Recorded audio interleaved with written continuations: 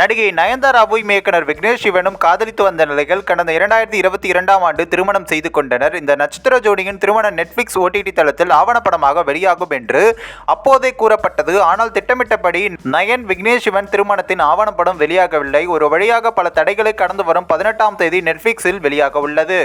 இந்த நிலையில் ஆவணப்படத்தின் ரிலீஸ் தள்ளி போனதற்கு என்ன காரணம் என்பது குறித்தும் அதற்கு தனுஷ் தடையாக இருந்ததாகவும் நடிகை நயன்தாரா பகிரங்கமாக குற்றம் சாட்டியுள்ளார்.